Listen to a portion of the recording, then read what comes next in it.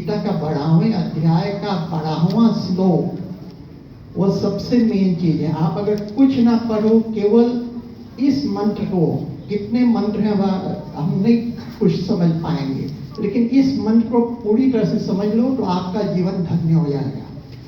गीता का 12वां अध्याय का 12वां श्लोक ये कहता है, श्रेयो ही ज्ञानम ध्यासा ज्ञाना ध्यानं विशिष्यते ध्यान कर्म फल त्याग सत्यागाशा निरंतरम।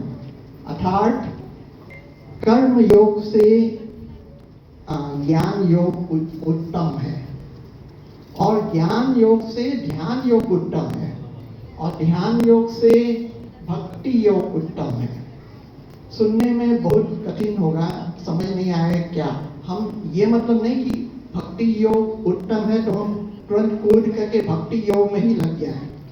हम इस पृथ्वी लोक पर सभी का कर्म योग से भाग नहीं सकते, हमको कर्म करना ही करना। चीज आपके जीवन में, चाहे आपकी बच्चों का पढ़ाई हुआ, आपके आध्यात्मिक जो भी लोग यहाँ आए हैं आध्यात्मिक उत्तम के लिए उसमें चीज हुआ, या तो आपके आर्थिक जीवन में भी काम आएगा।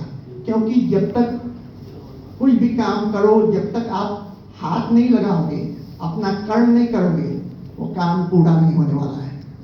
लेकिन काम पूरा करोगे और पूरा ज्ञान नहीं है, ज्ञान पूर्वक नहीं कर रहे हो, उसमें अपना कुछ स्किल नहीं लगा रहे हो, तब वो भी फलित नहीं होगा। उसके बाद भी अगर आप कर्म कर रहे हो, ज्ञान भी, नॉलेज भी इकट्ठा कर लिए, लेकिन तब पर भी नहीं फलित हो, इसका मतलब आप कहीं ना कहीं आप चुप रहे हो, एकाग्रता नहीं है। एकाग्रता भी अगर कर रहे हो लेकिन उसके बावजूद भी आप फलित नहीं हो, इसका मतलब आप कहीं ना कहीं चुप रहे हो, निष्ठा पूर्वक नहीं कर रहे हो। निष्ठा पूर्वक जब करोगे आप जरूर सफल होंगे। महाराज जी, गुरु जी का यही आदेश था, और यही सबसे बड़ा उत्तम है इस गुरु पूर्णिमा में, इस उनके मार्ग पर चलना। जय श्री कृष्ण। धन्यवाद देव जी।